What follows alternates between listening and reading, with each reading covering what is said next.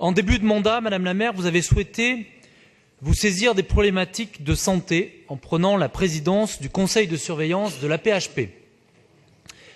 À l'époque, nous avions discuté d'une convention cadre entre la ville et l'AP-HP et mon groupe s'y était opposé, considérant que cette convention entérinait une partie du démantèlement du patrimoine de l'AP-HP à des fins spéculatives pour pallier la réduction des finances de l'État. Nous nous sommes également opposés aux projets de crèches et de logements portés par la ville dès lors que ces projets réduisaient le foncier hospitalier. Le développement du service public du logement ou de la petite enfance ne peut pas se faire au prix de la casse du service public hospitalier. Nous avons eu l'occasion de nous opposer à nouveau lorsque ces orientations politiques ont été déclinées localement dans le projet de restructuration de l'hôpital Lariboisière ou du projet de fermeture de l'hôpital Bichat. À l'heure où j'interviens, nous parlons beaucoup de la ville résiliente et de notre capacité à absorber des chocs de toute nature. Nous estimons que l'AP-HP fait fausse route en vendant son patrimoine. Le risque est de figer l'hôpital public, de l'enserrer dans ses limites actuelles et de bloquer toute perspective de développement pour l'avenir.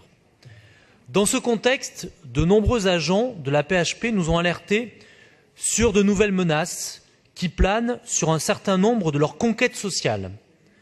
À Lariboisière, c'est un centre de loisirs et une salle de sport à disposition des agents et de leurs enfants qui doit être fermé dès le mois de septembre 2017.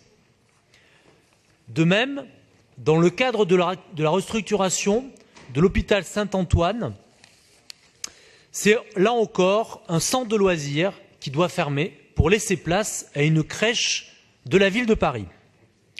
Je souligne d'ailleurs que les parents de Saint-Antoine, soutenus par la CGT, vont faire des propositions concrètes à la ville pour le maintien de ce centre et son ouverture plus large aux Parisiens.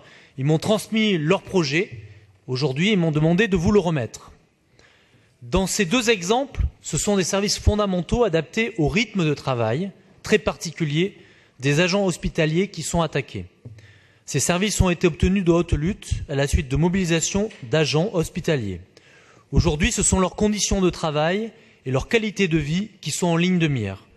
Comment feront les hospitaliers qui travaillent en horaire décalé pour assurer la garde de leurs enfants, notamment des personnels qui, pour certains, embauchent à 6 heures du matin? Comment les agents seront indemnisés pour cette perte de salaire différenciée? Nous demandons à l'AP-HP de stopper ces fermetures et à la ville de cesser tout projet de logement, de crèche qui entraînerait la fermeture de ces services. Nous sommes pour l'amélioration continue de l'offre de soins publics et nous ne pouvons pas nous résoudre à observer le directeur de l'AP-HP procéder à la casse méthodique des acquis sociaux des personnels, car en définitive, ces décisions se répercuteront sur la qualité des soins et iront à l'encontre de l'intérêt des Parisiennes et des Parisiens. Je vous remercie. Merci. Donc c'est Bernard Jomier qui vous répond. Merci Madame la maire. Monsieur le Président, évidemment, je vous rappellerai comme à chacune de vos questions concernant la PHP que la politique sociale de la PHP relève du directeur général et de sa responsabilité et non pas de la responsabilité du Conseil de Paris. Ceci dit, vous avez évoqué la convention que nous avons conclue avec la PHP en 2015 et qui encadre le partenariat entre nos deux institutions. Et moi, je me félicite que cette convention, qui parmi ses 4 volets en comprend un relatif à l'action sociale et aux ressources humaines, parce que, évidemment, nous souhaitons aider la PHP à progresser en la matière. Je me félicite que cette convention ait produit des résultats tangibles et permette justement d'améliorer le dialogue entre notre collectivité territoriale et la PHP. Et en particulier sur la question des places en crèche ou sur la question des logements, non seulement il n'y a pas de concurrence, ni concurrence des offres, ni concurrence des publics, mais tout au contraire, le partenariat entre les deux institutions nous permet de développer une offre qui est plus complète et plus adaptée aux besoins des parents. Et je note d'ailleurs que sur tant sur la question des places en crèche que sur la question du logement. Il y a une demande des personnels de la PHP, relayée par leurs organisations, qui est extrêmement importante et qui note que la Convention a permis sur ces questions de fixer des objectifs chiffrés, concrets, qui augmentent le nombre de places en crèche auxquelles les personnels de la PHP ont accès et qui, sur la question du logement, va permettre, avec l'engagement récent que nous avons pris dans le cadre de cette convention et que la maire a notifié au DG de la PHP, 500 logements du contingent social vont être mis dans les années à venir, vont être attribués au personnel de la PHP. C'est donc de réels progrès pour ces personnels.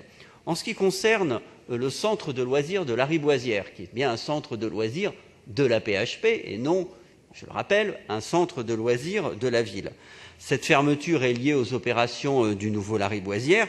Effectivement, à ce jour, aucun autre lieu d'accueil n'a pu être trouvé ni sur l'emprise de Lariboisière, ni sur celle de Saint-Louis, ni sur celle de Fernand-Vidal. Je rappelle d'ailleurs que Fernand-Vidal il va être réquisitionné par la préfecture pour accueillir un important centre d'hébergement d'urgence visant à répondre aux besoins de populations précaires. Nous sommes actuellement, et Alexandra Cordebar est particulièrement active sur cette question, en échange avec la PHP pour trouver des solutions aux personnels qui sont impactés par la fermeture de son centre de loisirs, trouver des solutions dans le cadre du droit général des centres de loisirs de la ville. Et là encore, la convention de partenariat vient encadrer la volonté commune de trouver des solutions pour les personnels de la PHP qui sont impactés. Ce sera la même chose en ce qui concerne le centre de loisirs de l'hôpital Saint-Antoine. Donc à chaque étape, nous accompagnons la PHP et nous cherchons des solutions pour que les personnels concernés ne soient pas impactés négativement. Mais là encore, ce ne sont pas des décisions que nous prenons.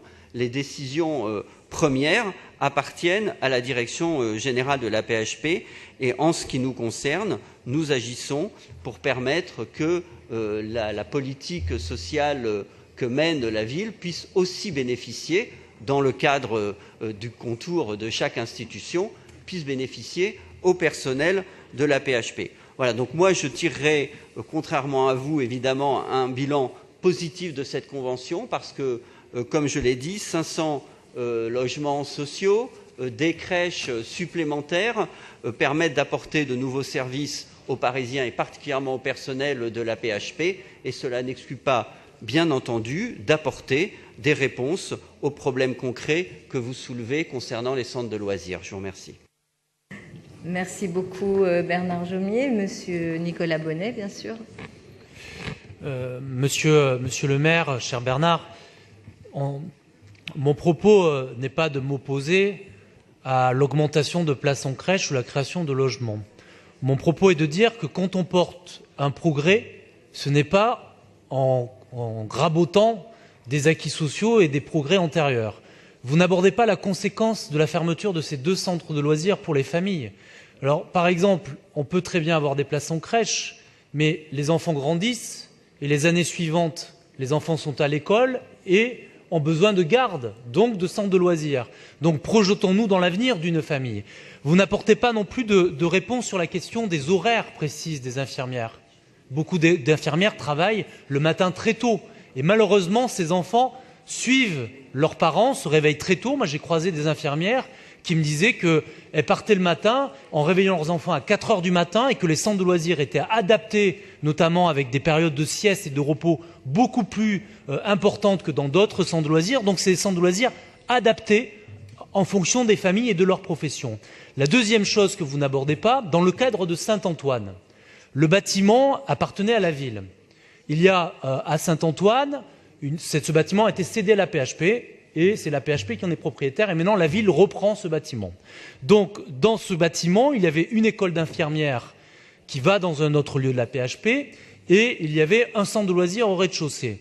Pourquoi ne pas imaginer un lieu commun ville-hôpital? Et c'est le document que j'ai entre les mains et le projet que proposent à la fois les syndicats et les familles, c'est de trouver un terrain d'entente entre la PHP et la ville pour que dans le futur projet, on puisse avoir une crèche, mais aussi un centre de loisirs et finalement un parcours. J'entends beaucoup cette idée de parcours éducatif autour de l'enfance. Donc pourquoi ne mettons pas ça autour de la table? Il y a une urgence puisque la PHP a annoncé la fermeture en septembre. Donc ça veut dire que nous sommes au mois de juin et nous avons des familles qui en septembre ne savent pas qu'est-ce qu'elles vont faire de la garde de leurs enfants pendant les vacances. Merci.